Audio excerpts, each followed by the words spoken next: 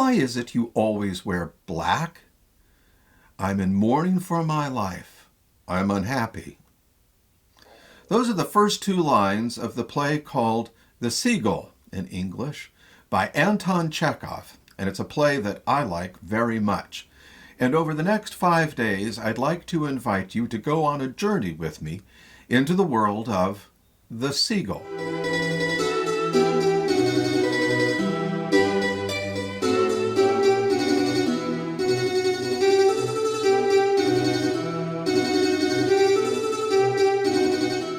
My name is Nathan Thomas. I'm professor of theater at Alvernia University in Reading, Pennsylvania. And I like The Seagull very much. I guess that I first was really introduced to The Seagull in working on a production back in the mid-1980s that was directed by a Polish director named Jan Skitnicki. And since that time, I've worked on the play over a number of years. I've done a translation/adaptation of the play. I've taught it in classes. I've directed it twice. I've acted in it in a variety of different settings and workshops and performances. And it's a play that I keep coming back to because every time that I look at the play and work on the play, I learn something new. And even preparing for these chats, I learned new things about this play that I hadn't known before and got new insights to the characters that I hadn't thought about before. That's how deep these characters are, and that's how fulfilling this play can be. It has no bottom. It is a continually unfolding depiction of human beings in a variety of situations that show us the full depth of what can be done in the human experience. And we'll be talking about that in this introduction. What I would like to accomplish is 4 things. One is just to share with you a brief biography of the playwright, Anton Chekhov. Talk a little bit about the production history of the play, its premiere, which is a notorious part of theater history. Then I would like to briefly talk about a general introduction to the play, and then to briefly introduce you to these characters so that when we go into the next 4 days, we can understand more fully what's going on. Anton Chekhov. Anton Chekhov is a man who had a number of different facets to his character, and I suppose that it's somewhat cliched, but also true, that people who are professionals in humor and comedy can sometimes come from unfortunate backgrounds. Let me tell you a little bit about Anton Chekhov's biography. Anton Chekhov was born in January of 1860. In his culture and his time and place, he was born on the feast day of Saint Anthony, and so he was named after that saint, Anton Pavlovich Chekhov. We'll talk about Russian names a little bit later in this talk. Anton was the second of a group of boys and one girl. His family history was a little bit checkered from his point of view. His grandfather was born a serf, and his family came from serfs. We don't have enough time in this talk to talk about all of the specifics of serfdom in Russia, and it's not quite the same thing as chattel slavery was in America, but there are certain comparisons that can be drawn. And so it turned out that Anton's grandfather was able, through hard work and determination, to buy his freedom before the serfs were freed officially in the 1860s in Russia. And the other thing which was part of his makeup was his father and mother, Pavel and Yevgeny Chekhov, is that they lived in a town called Tuggin Rock, which is on a little sea, which is in a northeast extension of the Black Sea. And so consequently, it was a town, it's a port town, a harbor city, that allowed for all kinds of big mix of people to come. So there were Greeks, there were Turks, there were Moldavans, there were Ukrainians, all kinds of people all mixing together in this town. Spices coming from the south, meat and other farm products coming from the north, and all being traded there in Tuggin Rock. Anton's father was a devoted churchgoer and a devoted singer. He loved the Russian Orthodox liturgy and served often as a cantor. So Anton and his brothers were often pressed into singing at services throughout the year. Over the course of his life, Anton's religious faith came and went, but he always loved Easter bells. And no matter where he was throughout the course of his life, whatever city he was in on Easter, he would walk through the town to hear Easter bells. From a very early age, Anton's father was considered a despot within the family. He beat the children. And over the course of his life, Anton continued to try to work through the feelings that he had as someone who had gone through that. And so he said at different times in letters and conversations with people that one of his objects in life was to get the serf blood out of him and to get past the beatings that he had received as a child. The talent that he got in later life, he got from his father, as I said, who was a talented amateur musician. But the heart he got from his mother, and he often said so. It turned out that they were not very successful as merchants, but they were very interested, the parents were very interested in their children getting education and moving up in the world, so Anton went to a Greek school.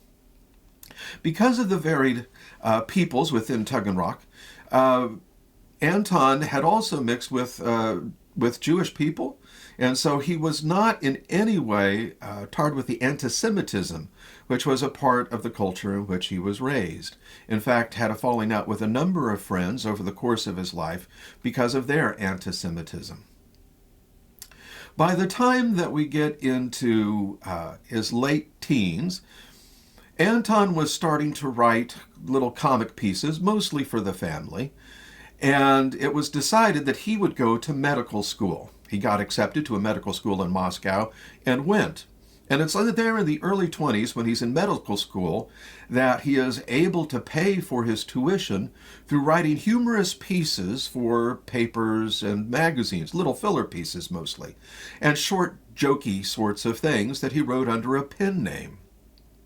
As time went on, his humor became more and more popular, so that he got paid more and more for doing it.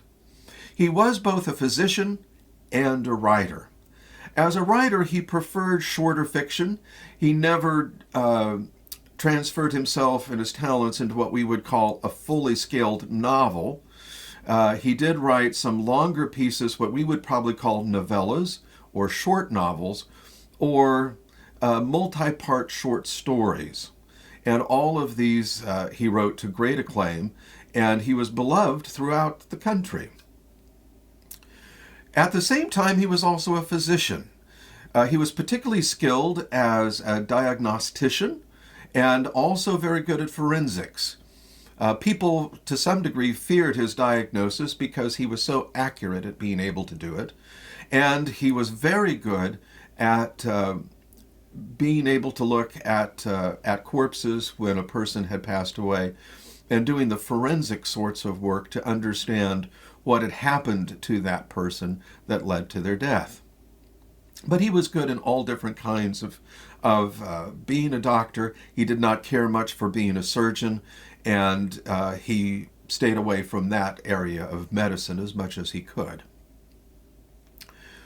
About in the late 1880s, he started to think about writing plays. He wrote several short plays, which in Russia are called vaudevilles. Now in America, we put the word vaudeville and associate that with variety entertainment. But in Russia at the time, a vaudeville was a short, comic, farcical play that was used either on its own or as a curtain raiser, something to warm up the audience for a show that was going to come as the main event for the evening. He wrote several of these, and they were all quite successful. He then wrote a very melodramatic play called Ivanov, which did very well, and given that Ivanov is a very common name in Russia, and is sort of like calling a play Smith in English. And so certainly a lot of people would show up to the theater just to see a play that was about their namesake. It was a way of getting tickets sold. That's a very melodramatic play, and it's one that, while it's done sometimes today, it's not one of the plays that we usually think of when we think of Chekhov. Chekhov wrote The Seagull in 1895, had its premiere in 1896, and then its premiere with the Moscow Art Theater in 1898. We'll be talking about the production history of those important events in just a minute. I want to carry on with Mr. Chekhov's biography right now. In the course of his travels and his work in the early 1890s, Chekhov made a year-long trek across the entirety of Russia to a penal colony in Siberia so that he could do a full census and also check on what the conditions were in this penal colony. He returned to Western Russia via the Indian Ocean and so saw a great deal of the entirety of Russia and the Russian people. This affected his writing as he continued to see how people live. In the Great Famine of the early 1890s, when he returned back to Western Russia, he helped in the Great Famine in organizing food drives, organizing help and assistance in every way he could. He worked wherever he lived to help further education by building schools. He oversaw the improvement of infrastructure wherever he was. He was someone who cared about people and did everything he could within the limits of what he was able to do in terms of helping the people around him.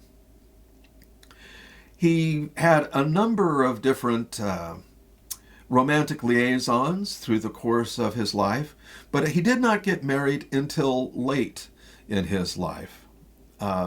He, in fact, married an actress, Olga Cooper. She was a woman who acted with the Moscow Art Theater, and the two of them, unfortunately, had a brief marriage. They got married. They did not have any children.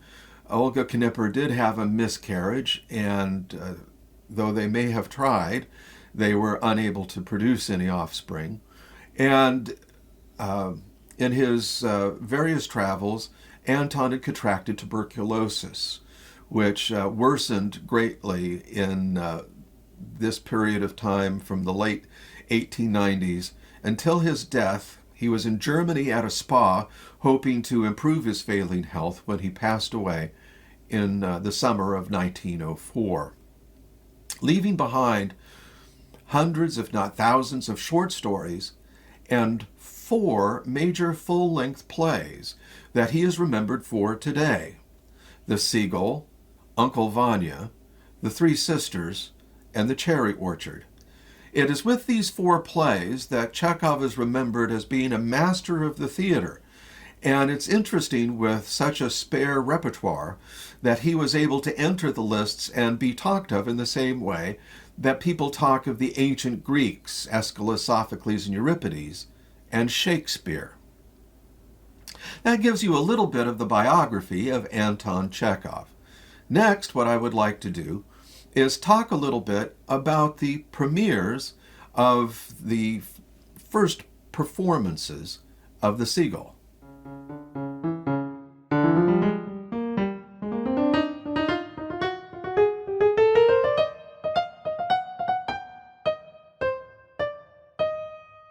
In looking at the performance history of The Seagull, we want to look starting in late of 1895. As I said, Chekhov had already written several plays, a number of comic short plays, and a very melodramatic full-length play called Ivanov. And so he looked at theater as a money-making enterprise and was looking for something to do, and so decided in the fall of 1895 he had the idea for a play. He wrote in a letter describing the work that he was doing. It's a comedy with 3 female roles, 6 male roles, 4 acts, a landscape, a great deal of conversation about literature, very little action, and 10 tons of love. And that is certainly true. In the Seagull, we see people in all kinds of different ways, but certainly they are in love. The play itself was ready for performance in 1896, and Chekhov looked around for a theater to produce it. Now, as a matter of course, he was probably intending the play to be premiered in a theater in Moscow that was owned by a friend of his. And that was probably what he thought was going to happen, but that's not how it turned out. For reasons that are very complicated to get into in this brief introduction, it was picked up by the Imperial Theater in the capital in St. Petersburg. And it turned out then to be a notorious opening night for a play, particularly for a play that has subsequently entered into world literature as one of the great examples of modern drama. It was the wrong play for the wrong audience at the wrong time. The St. Petersburg Theater, where that was picking up the Seagull to do, had prior to this time had not catered to the intelligentsia of the Russian capital. It was a place that did popular theater. It did translations of melodramas. It did things that brought in folks who were not really looking to think very deeply, but just to have a good night out. And so they were probably, as an audience, not prepared for what they were going to find with the Seagull. Secondly, some of you who are watching this probably have at some time or other been involved in the production of a play, whether it's a professional play, a community theater experience, a play in school, or in your church or civic organization.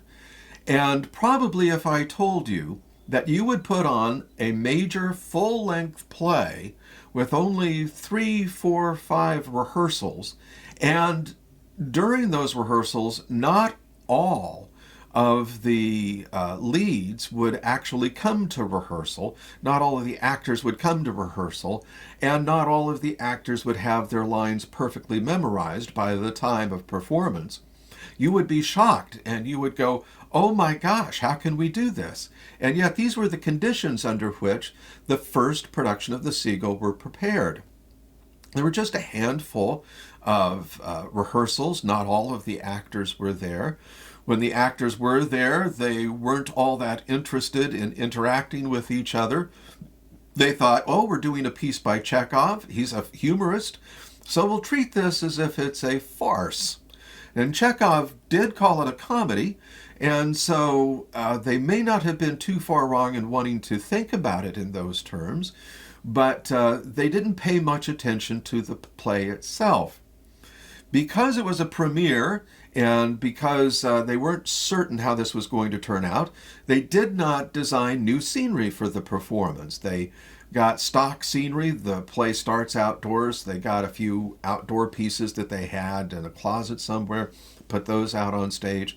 When the show moves to being indoors, they had some stock furniture that they had lying about, put that on stage. And so there really wasn't thought given to what the look of the play was going to be. So from the very beginning, Chekhov was not all that sanguine about how everything was going to turn out. And sure enough, the premiere was the 17th of October in 1896. And what happened was a notorious event in the history of the theater. As the actors were performing, the audience gave them a reaction which was not polite. They jeered, they guffawed in an impolite way. This caused the actors to get a little bit frightened, as sometimes happens, and so their acting got thrown off. A lot of them, because they had not been at rehearsal and had not really learned their lines, relied on the prompter, who was there, feeding cues, feeding lines to people to help them out. And so it was a very problematic experience. Now, you probably have heard, if you've heard anything about this, is that as a result of this, Chekhov said he was never going to write another play as long as he lived. Well, it wasn't quite as severe as that. On the evening of the premiere, Chekhov wrote a number of short letters and telegrams to friends, as was the practice in his day. And depending on who he spoke to, you got a notion of how he felt about the play. He wrote to a friend and said, this was on the night of the premiere, "Write to me, I received your letter. I'm not going to produce the play in Moscow. I shall never either write plays or have them acted." To his brother, he wrote, "The play has fallen flat, came down with a crash. There was an oppressive, strained feeling of disgrace and bewilderment in the theater. The actors played abominably stupidly. The moral of it is one ought not to write plays." On the other hand, he wrote his sister, and Chekhov was probably as close to his sister as anyone, and to her he wrote, "I'm setting off to home. I'll be there tomorrow between 1 or 2 o'clock in the afternoon. Yesterday's adventure did not astonish or greatly disappoint me. I was prepared for it by the rehearsals. I don't feel particularly bad. When you come, bring Lika with you." And so you can see, depending on who he was speaking to, whether it was a friend who was like, "Oh, I'm never going to write a play again," was that comic exaggeration, which he was more than able to do, compared to his sister, who he wrote and said, "Well, I was prepared for it not turning out well, and it didn't." Also, at the same time as the premiere in St. Petersburg, he had already arranged for some provincial productions of the play to go on, and so it wasn't a matter that he was going to throw it into a box and never see it again. If he could get someone to produce it, he was reasonably glad for them to do it and make some money off of the royalties. Now, even though the opening night had the audience reaction it did not mean that people disliked the play. In fact, there were some sensitive theater goers who saw that opening night performance and wrote Chekhov and said that they thought the play was quite wonderful. And as the play continued on in subsequent night performances, other people came in to see the play, and word got out to the intelligentsia. And so consequently, there was a more positive reaction to the performers and the performance. And as they got more acquainted with the play, the performers did a better job with it. But it was, on the whole, not a very successful performance and not a very successful event in Chekhov's writing career. But he could not know that the theater that was going to be able to sensitively produce his plays hadn't been invented yet. That happened in the summer of 1897, when a wealthy industrialist and patron of the arts named Konstantin Alexiev, who sometimes acted with the stage name Stanislavski, got together for a very famous early summertime lunch with a college professor named Vladimir Nemirovich Donchenko. It is the most famous lunch in theater history. It took 18 hours. And at the end of that lunch, Stanislavski and Nemirovich Donchenko had worked out the Moscow Art Theater, a theater that is still in existence to this day. They had worked out that Nemirovich Donchenko would largely be in charge of the literary department, and that Stanislavski would be in charge of the performing, the acting and directing, and they would have vetoes in those two categories or areas. It turns out that Vladimir Nemirovich Donchenko's brother, Vasily, had been in St. Petersburg and had seen the Seagull. And so consequently, he wrote his brother and said, "Chekhov, I love him, great man." They were friends, they knew each other. He said, "I love him, and I love the stuff that he writes, prose, but he really should stay away from the theater. He's not very good at it." Vladimir had a kind of relationship with his brother that was contrarian in nature, and so consequently, when his brother Vasily wrote him and said, "This is not a very good play," Vladimir thought, this is probably going to be a great play. And so he found a script. He shared it with his students, who were acting students in his school there in Moscow. They loved the play. And he started to put together the repertory for the Moscow Art Theater's first season. He started to negotiate with Chekhov for a production of The Seagull. As the new troupe rehearsed through the summer of 1898 and into the fall of 1898, the Moscow Art Theater had not yet come to its fully mature practice of sometimes rehearsing a play for months, if not years, so that it was not on the boards until it was, in their mind, ready for it. It certainly did get far more rehearsals than the play got in its initial performance in St. Petersburg. There were in the neighborhood of about 30 rehearsals for the play.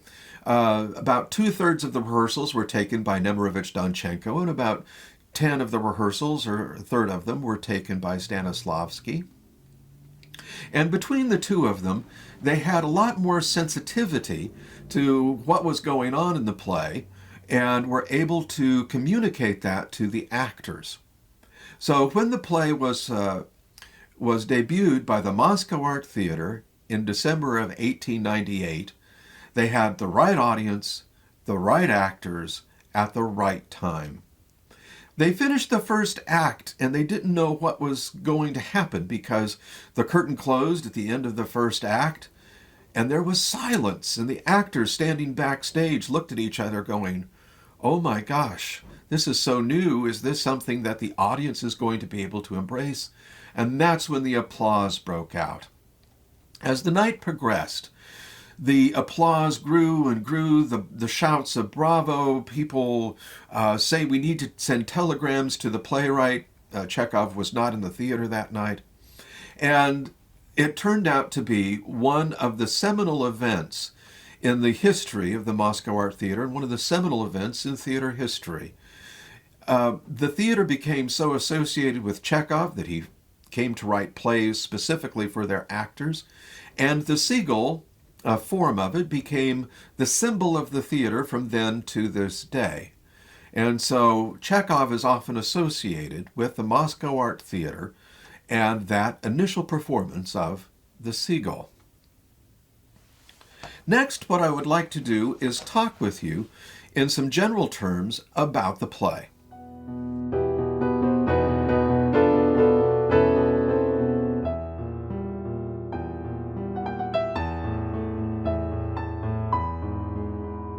In briefly introducing the play, I would like to look in three basic areas. One, the title of the play, then the location of the play, and then about Chekhov's notion that this play is a comedy. Number one, the title of the play. In Russian, the title of the play is Chaika, which is the name of the lake bird that is mentioned throughout the play. We don't call a bird chaika in English. It could just be called a gull. It's a freshwater bird, not a saltwater bird like a seagull tends to be. But it has been the seagull since it has been translated to English, and so the seagull it shall remain. But Chekhov knew that it was going to be a freshwater bird, and that's the end of that. The question is if you're going to title a play after an animal like that, you have to ask, which of the characters is the seagull?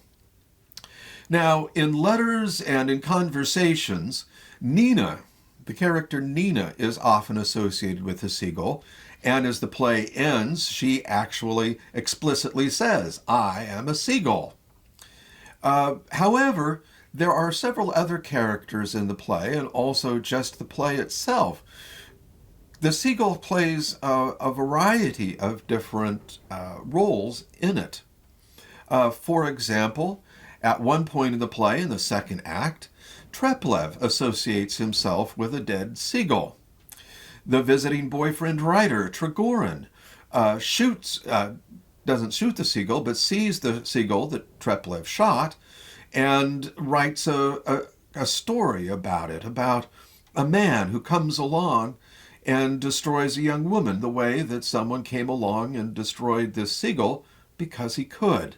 But at the end of the play, when asked to show, to look at the stuffed seagull, the seagull that Trigorin had asked to have stuffed, he says he couldn't remember either the seagull or what had happened. And then, of course, Dr. Dorn says that people are drawn to this mystic lake, which is the setting of the play, is this farm on the lake shore. And perhaps they are all seagulls drawn to this mystic lake to have these interactions with each other. And this goes to what we'll talk about in a second with comedy, but that's the thing. It's the interaction of the characters that makes this seagull. There isn't a place where there's a dead body. We don't have to figure out who killed Professor Plum and whether it was the lead pipe or the candlestick. But it's the interaction of the characters that makes the seagull come alive. Next, the location. It is a lakeshore. It is a place that is out in the country. This is not a city play. And so there are lots of different features about being out in the wild, being outside for the first two acts of the play. The other interesting thing about the location of the play is that as the play progresses, the area that is demarcated by where each act takes place gets smaller and smaller. The first act takes place on the lakeshore itself so that the lake can be a background for a play within a play. Then that area gets constrained to a lawn where they play croquet. That gets constrained into a dining room, outdoor area because they're packing, but also having some lunch as they're getting ready to go back to the city. And in the fourth act, we're in a study that's being, a room that's been converted to a study that is Treplev's writing room, and it's the smallest of all of the rooms. And so as the play continues, space gets continually smaller and smaller and smaller. And in the same way that if you put pressure on atoms, that they will have more and more reactions, so that is true for the people in the seagull. As they get into smaller and smaller spaces, they are forced to deal with each other. And this brings us to Chekhov's notion that this is a comedy. Sometimes this is something that people think, oh, this can't possibly be a comedy. And I think it has to do with Chekhov's treatment of his characters. Prior to Chekhov's time, if we go back to Shakespeare, for example, and you look at characters in Shakespeare like Shylock or Iago or Edmund in King Lear, you will find statements by those characters about their motivations as to why did they do what they did. And you can say, well, the characters say, we do these things because we do them. And you can say this motivation or that motivation, we do them because we do them. We're villains because we're villains. We behave the way we behave because that's how we behave. Now, that's fairy tale motivation. It's something that the villain is the villain because the villain is the villain. It is circular thinking. Chekhov does something very new. He imbues his characters with dreams and aspirations and longings that are palpable. And the thing is that the truth of those longings and dreams and aspirations sometimes can be so affecting to the actors and directors and thus to the audience that it becomes something that is out of the realm of comedy. There's nothing that is by itself that makes something comic or not comic. Give you an example. Is violence done to a character? Now, we can do violence to a character as we do in King Lear, where a character like Gloucester gets his eyes torn out, and you think, that's terrible, that's tragic. On the other hand, if you have Wile E. Coyote in a Roadrunner cartoon getting exploded or falling off a cliff in his attempts to get the Roadrunner, that kind of violence done to a character is funny. It's not the fact of violence done to a character. It is who is it being done to and how does the character react and the setting in which that occurs. We know this in a kind of a shorthand kind of a way as audiences and as actors. And it's something that we don't often think about, but I want to articulate it now. Is that if I was going to be in a tween comedy, I would behave in a certain kind of way as an actor, which might be somewhat different than how I behaved if I was on a police procedural show in prime time. And so you have to say to yourself, what would happen if you took an actor who was acting the way that an actor would in a tween comedy and put them in a police procedural? They would seem rather odd. And likewise, if you took someone from the police procedural, an actor, and they acted in that same fashion in the tween comedy. It's a question of style.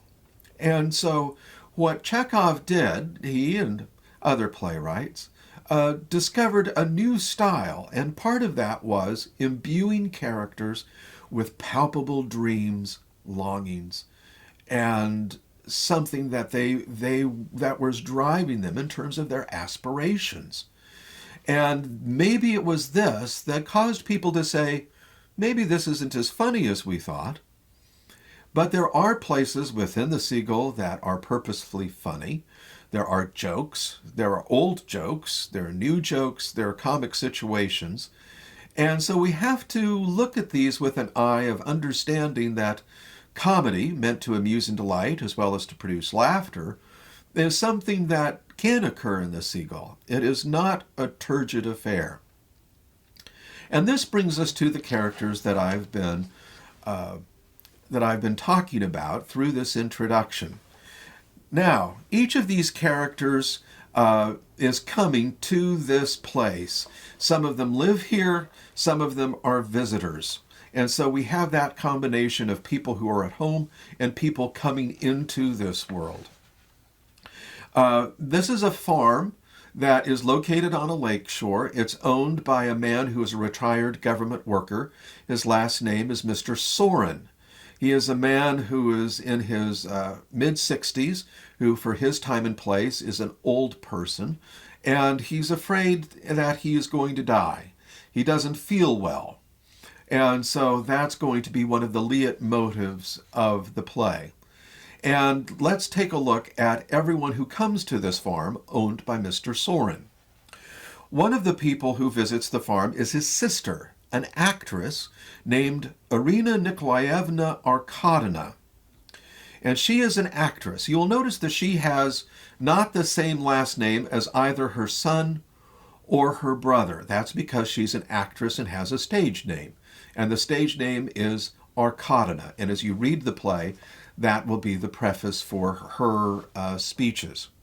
She has a son. Her son is Konstantin Gavrilovich Treplev.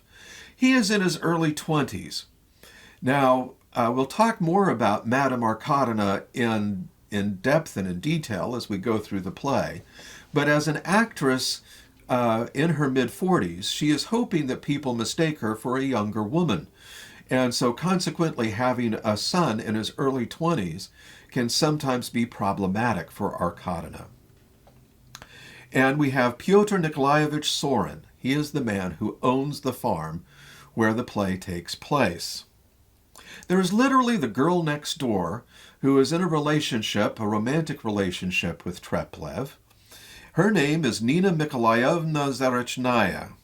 She's about 19 years old, and she is literally the girl next door. And she is a young woman who has very strict parents and a family situation that is going on there.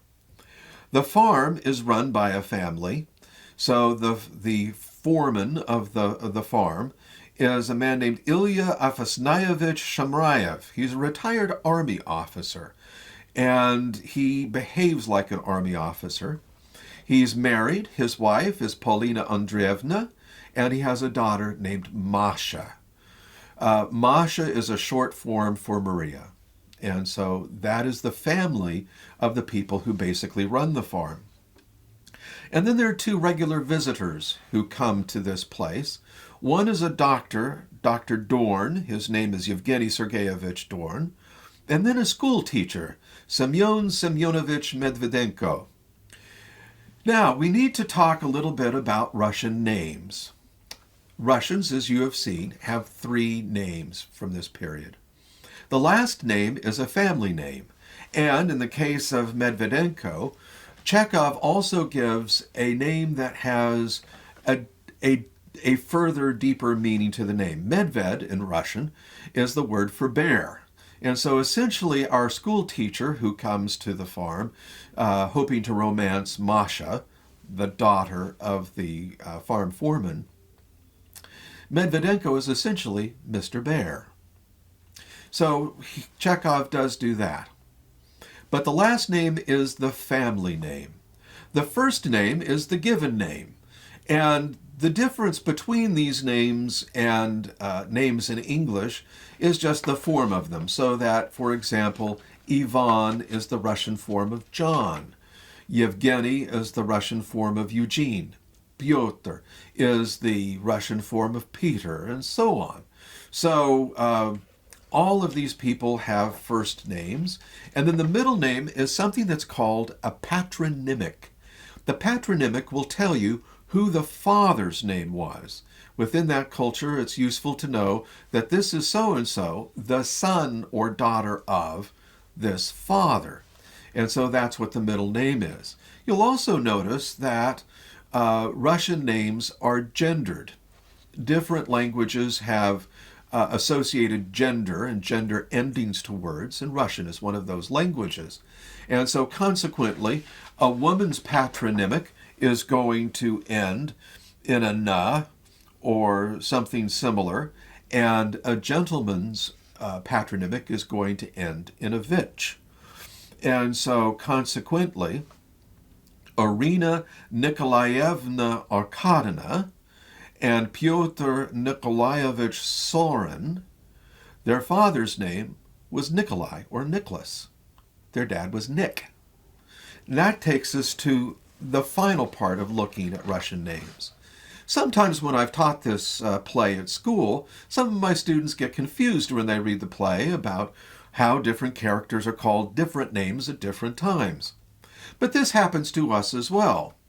If I was in a formal situation and I was talking about someone who I knew in a formal way or in a business way, I would refer to them in a formal way. And so I would talk about Mr. Chekhov. And so consequently, some characters are referred to by their last names. If we're a little bit more familiar with each other, but still in a relatively formal situation, I would refer to that person by their first and middle names. So, Anton Pavlovich. If I'm talking to Mr. Chekhov or referring to him, I might say, Anton Pavlovich seems like a pretty good guy. Now, if I know the person very well, I probably use a shortened form of the name. And so, as is true of the Anthonys I've known, I have rarely called them Anthonys. I've often called them Tony. We all remember in American history, John Kennedy, our president in the early 1960s, was often called Jack because of that form of that name.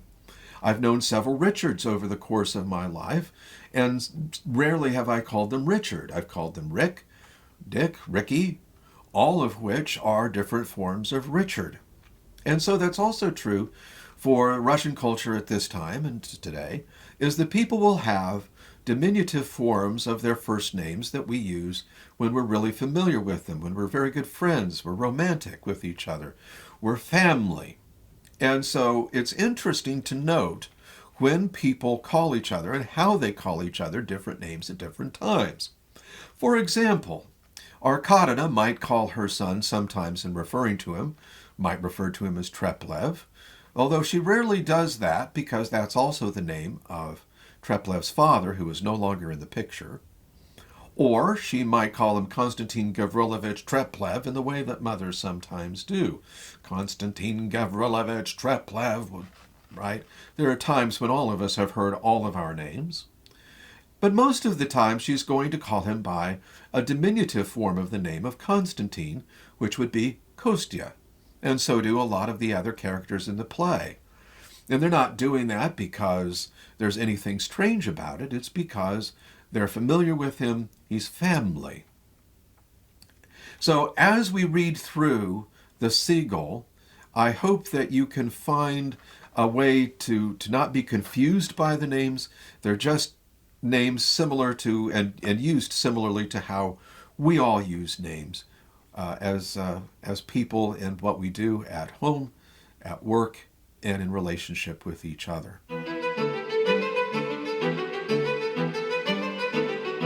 In this little brief introduction, we have taken a look at the life of Anton Chekhov. We've looked at the production history of the Seagull, talked a little bit about some general features of the play and the characters in the play. Over the next 4 days, I want to look in detail at each act. It's a 4-act play, and so each day we'll take a look at each act. As we do so, I hope you look in the comments section and find a link to the text of the play so that you can read along if you would like, and possibly read it with friends or read it with sock puppets. This is a very engaging play, and I hope that by the time that we have joined our time together, that you will enjoy the Seagull as much as I do. Please come with me on this journey. Thank you so much. Stay safe.